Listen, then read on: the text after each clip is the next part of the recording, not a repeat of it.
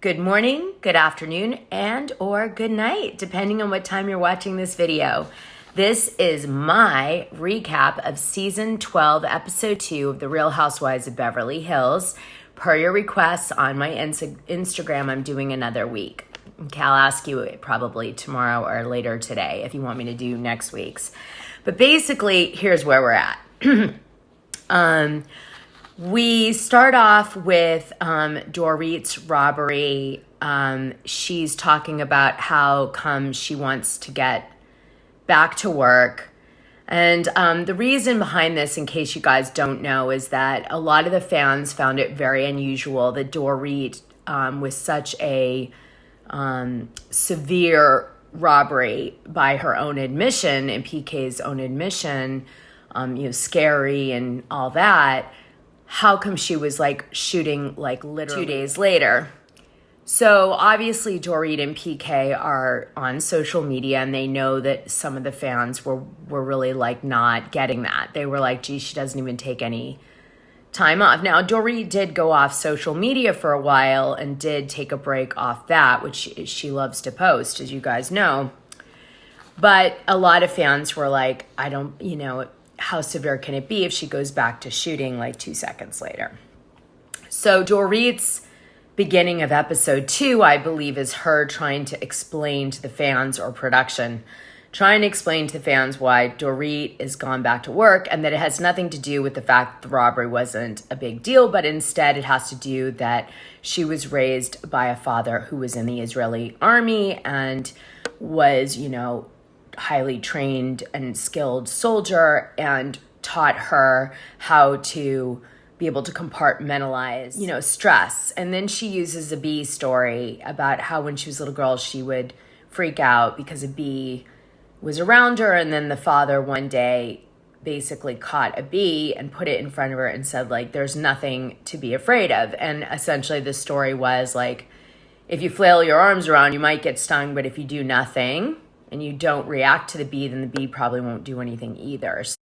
Don't hurt me, Dorit. Don't hurt me. I guess that was why she is behaving that, how she behaved during the robbery and after. Now, I already know when I go on my Instagram this morning and I check what everyone's saying, a lot of people that are hip to, some of the comments in Reddit are going to be really pissed with last night's episode, because Kyle, at a certain point, makes a big deal about, Dorit having a gun to her head and a gun, over her, and gun. And the Bravo, detectives, which are the hardcore fans, are not going to be happy about that, because supposedly there were 2 police reports filed, and in neither of them was any mention of a gun.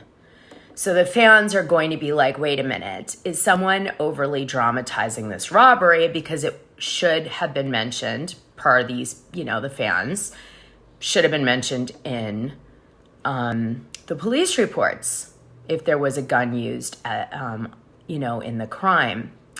Another thing that was really strange, which I think the fans are going to be kind of troubled by, is that Dorit and PK, of course, when they go to Lisa Rinna's dinner with Harry Hamlin, they make it seem like they didn't lose that many things. Dorit just lost a couple of her luxury handbags.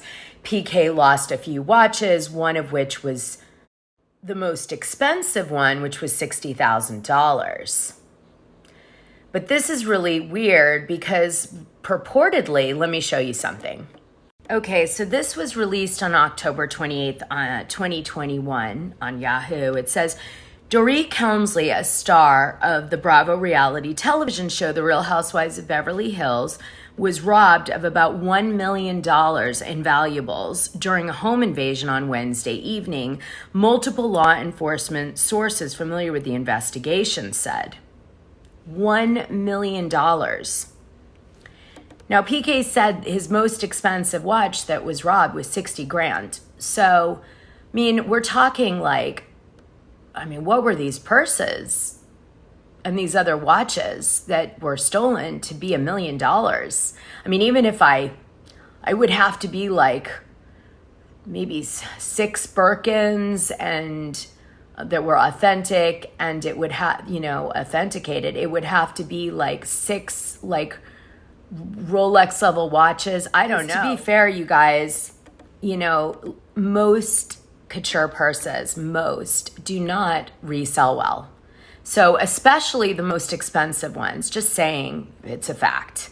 So if you go to Fendi and you buy like, I don't know, their most ridiculous, like a $7,000, so unusual baguette, whatever, on the second market, it almost never resells for that. Because especially the unique ones, because people sometimes think they're fake, because they're like, oh, that one I haven't ever seen before. Well, that's because it's, very special. But a lot of people won't believe it on the secondary market, even if it goes to like a website like Poshmark for validation. So, and they just won't pay high prices for it because it's risky. And the more traditional bags, of course, there's more of them. So the price is more competitive on those websites. You can get it cheaper. So I'm just saying, otherwise I don't see how you get to $1 million based on what PK said on the show just now. Okay. Now, it's possible whoever gave that number of $1 million to the different news outlets was lying. It was not a police officer. It was not, the Kemsleys. It was just some like person gossiping. So there's always that. So I just want to throw that in there. But, based on what was reported in like, USA Today and stuff like that, that's it. It's strange, that part. Okay. And I'm not saying the robbery, you guys know I don't think the robbery was for an insurance scam, although most people do. I don't think that. But I do think the number, 1 million with just bags and watches, is weird. Okay. And by the way, this is the second time Dorit's bags and PK's stuff has been stolen in a robbery. I didn't know that robbers were, so into couture bags, which have such a crappy resale. Somebody let them know. So anyway, that's the robbery part of this episode. Then Kyle Richards gets in a fight with Sutton because she doesn't like her reaction.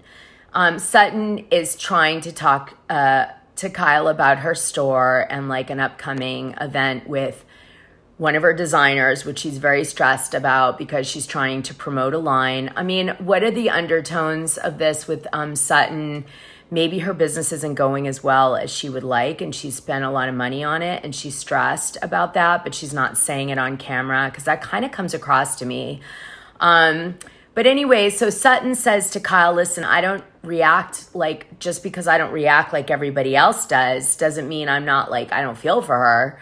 And she goes on to say that, her father killed himself with a gun, and all these, kind of other tragedies. She was robbed at 14.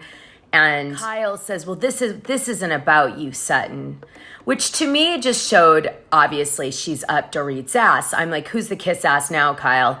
Because, she called me a kiss ass on my season. So like, let's talk about a kiss ass because she's up Dorit's butt for sure. The thing here is that Sutton is sharing some really like horrific events. And if Kyle was really on Sutton's side, she would have acknowledged the severity of those events, let her talk about it on camera, and then switch hit it for the producers back to Dorit's situation and her being unhappy about her reaction. But instead, she just says, well, this isn't about you. Let's talk back about Dorit again and your reaction, which I'm upset about. Okay. So yeah, this was definitely like a planned attack by Kyle on Sutton. So then Kyle has lunch with Lisa Rinna, who's like, yay, your movie's #1, Halloween.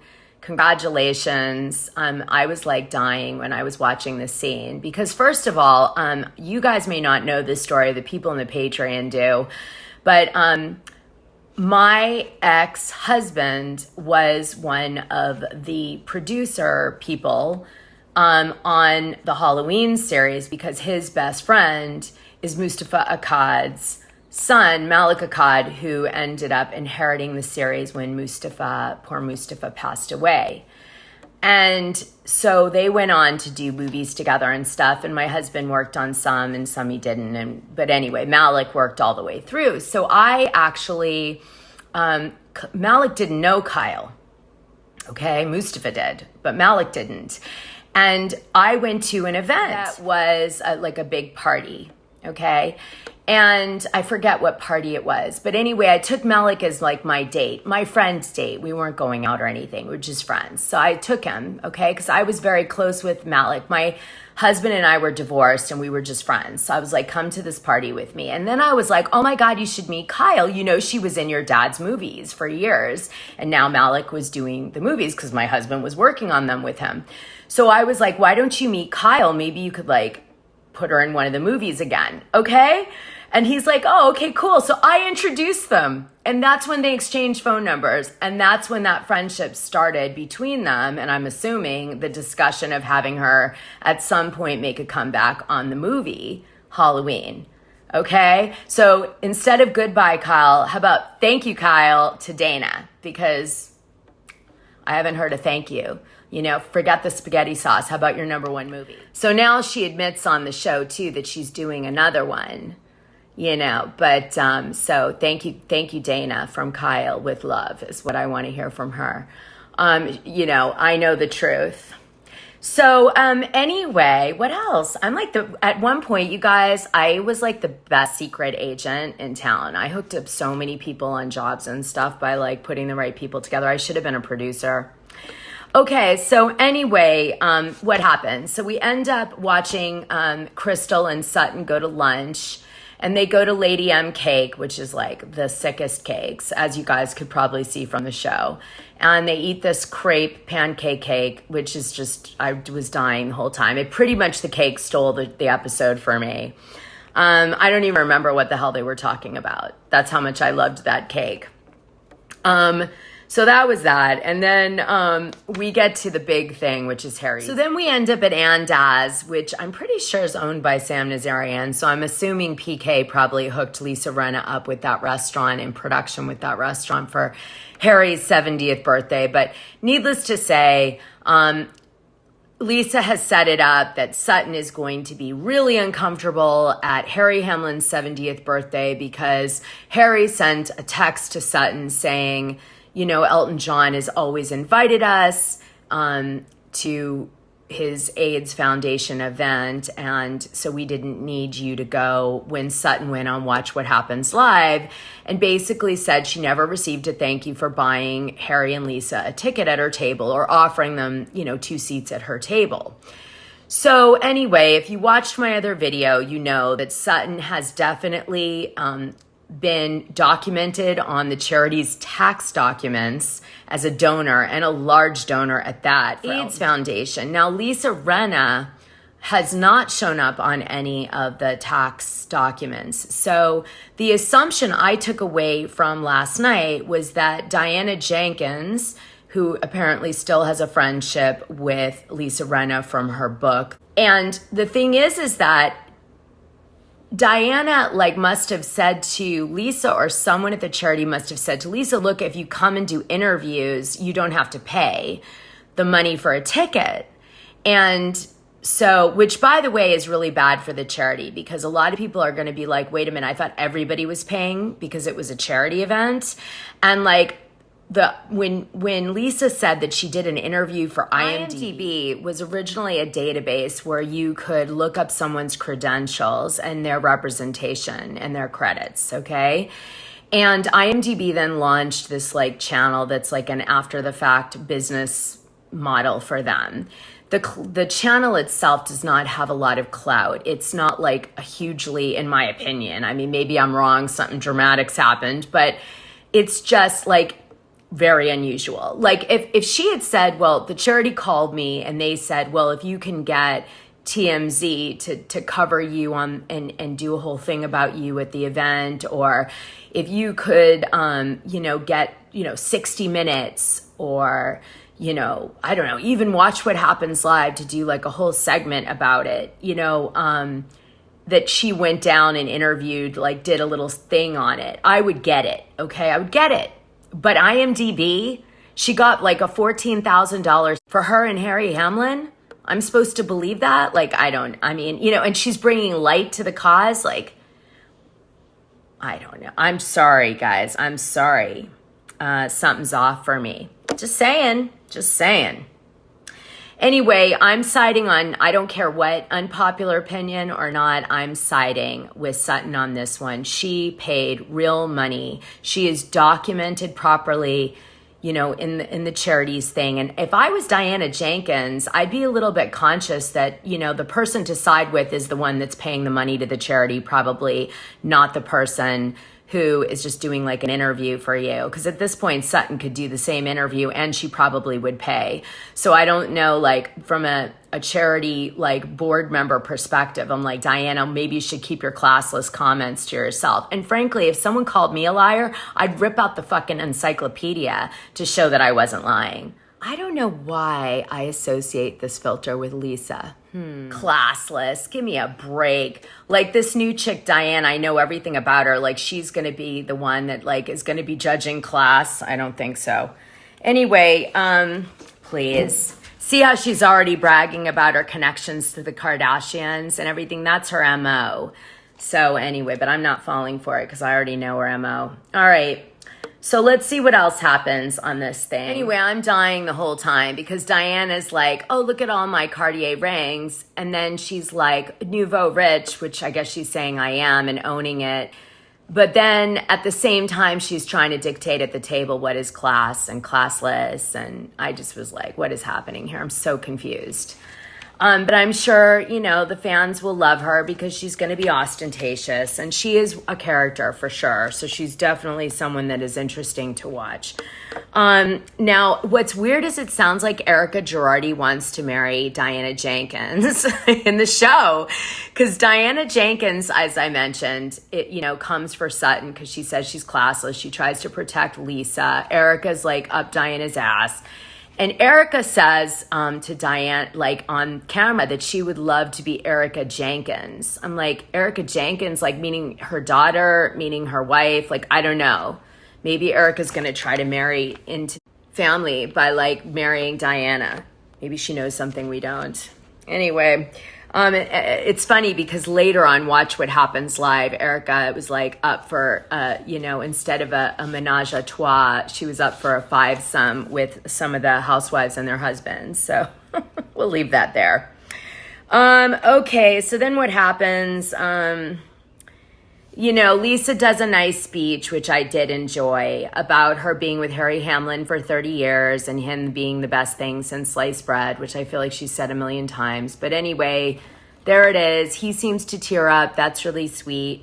Then we see the men in a corner. They're trying to do like New Jersey husband vibes, but the men on Beverly Hills are just not New Jersey. And so they have this really strange conversation that's semi-intellectual about why people shake with their right hand, and it has to do with them wanting to wipe their left hand because etiquette said that you would, you shake with your right and you wipe your ass with your left. That way you don't get poopies on the person you're shaking hands with. And PK has this eureka moment that he has been wiping his ass with the wrong hand. So anyone who has been shaking hands with PK is definitely getting some shit on those hands. That's the read between the lines, kids. I'm not making this up. This is just the read between the lines. So basically, the big thing at the dinner is Lisa and Sutton, coming for each other about the Oscar event that Elton John does. Diana showing that she's aligning herself with Lisa. Erica coming, telling Sutton to F off. Sutton telling Erica to F off. Garcelle being a good friend, stepping in, and when Sutton's insecure about showing the receipts that Lisa Rinna is a liar. Lisa Rinna basically says that Sutton, actually, I don't even, to this day, and I've been studying this stuff, Lisa Rinna's story makes no sense. Like, I don't even know. She said she heard from Harry Hamlin's publicist that Sutton had, like, suddenly gotten rid of their seats or something, and so she wasn't there. You know, she shouldn't have said thank you to Sutton because she didn't have seats from Sutton. So anyway, Garcelle's a great friend on this episode. She has Sutton's back. She's like, show your receipts that you can show that Lisa's completely lying, or her publicist, or Harry Hamlin's publicist is. Anyway, I don't know about you guys. I just believed that Lisa's story was completely made up. It made no sense even. It just was so dumb. Why didn't it make sense? Well, if you thought you heard from Harry Hamlin's publicist that you no longer had tickets through Sutton, wouldn't you call Sutton and say, hey, are you getting my tickets or not? And then if they didn't respond, you'd be like, okay, you had a reason to believe it was happening. But that's not what's being said here. Basically, Lisa's telling a story that she heard that her tickets were not happening through Sutton, and she just went anyway through the charity in return for doing an IMDb interview, which is basically the equivalent of like me saying, should I get my 7,000? Doing my son's like interview for his college or something. Like, it's stupid. Anyway, so Sutton pulls out the receipt. She proves that she did it. And everybody calls they make up, but everybody calls their makeup session phony, and that they don't believe they really made up.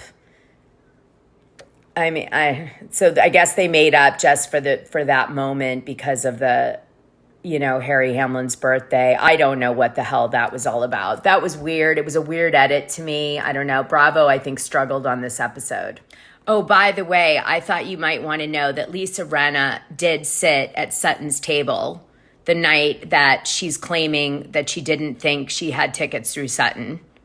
Okay, so in other words, we're also supposed to believe that she went thinking Sutton was getting her tickets, then revoked that, and then ended up sitting at the table with Sutton for the party because she posted on her Instagram.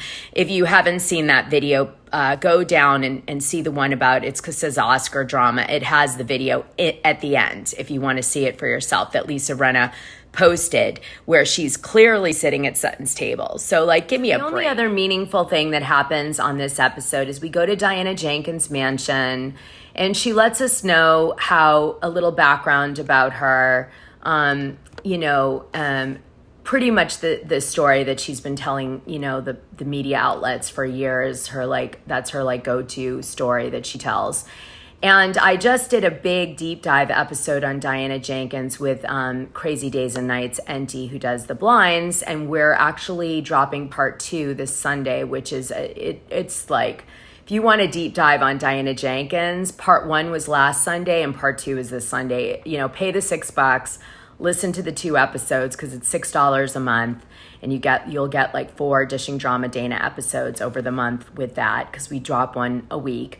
But you'll get the 2 on Diana Jenkins, and let me tell you, it is so worth it. Anyway, the link to the Patreon's in the description, okay? And so we listened to her. She has had a baby, it's true, and she has a much younger man, it's true. And I didn't know she carried the baby, but Lisa says that on the show, so I'm assuming that's also true. Yeah, so that was that. That's what she says. She talks about her 6 houses. She lets the fans know she's been really poor and super rich, so she knows what both is. And I guess that's so that you guys don't get too angry with her when she's overly pretentious, right? And she is in real life super, super rich, ridiculously rich. But there's so many scandals that follow Diana Jenkins, and she's a well-known networker. So, I would imagine that this should be a very interesting addition to the show. Let's just put it that way. And I'm sure we're going to see a lot more celebrity appearances. My guess, though, because she knows a lot of celebrities, but my guess, though, or maybe not a guess, my prediction is that people are going to become very jealous on that show of Diana very quickly, because she can bring so much storyline. She has so many different things that she can play into. I think the women are going to have a hard time keeping up with all the different angles of Diana Jenkins if she's willing to bring them, which I think she is. I don't know why she's doing the show. I haven't figured that out yet, but I will. Maybe she wanted to be more famous. I don't know. But I gotta say, I think the women are going to open arm her at first, but then later they're going to be jealous of her. And when she starts to wield her power against them, because she's no dope, she's a strategic player, they're not going to be as like they're going to be secretly behind the scenes trying to take Diana out. I'm telling you, I sense it. It's coming. So then Andy Cohen has Erica Girardi and Christine Quinn on Watch What Happens Live, and here's some tea that was dropped on that.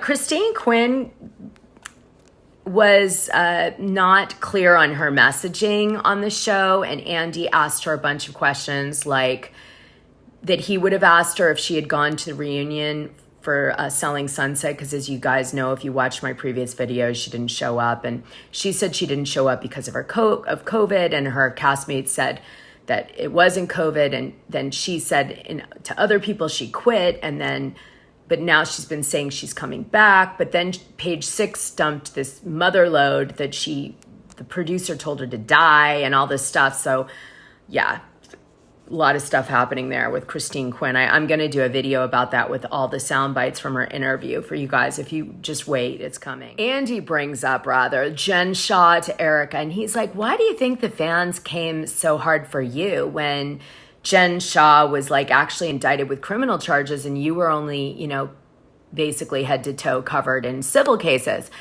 And she was like, I just don't know. I can't really comment. I don't know anything about the case. I don't watch Salt Lake City. I don't watch Salt Lake City Reunion. I don't know anything. I was like, A, not very supportive to that franchise, Erica. B, I was thinking to myself, like, bullshit, you don't know what's going on with the Jen Shah case. And she knows that was such a diss to Jen Shah because she knows Jen Shah follows Erica and actually has reposted on her social media things that Erica Jane has said and done to be like supportive to Erica while Jen's going through her troubles. So like it was so mean. I was like, wow, she's like really mean.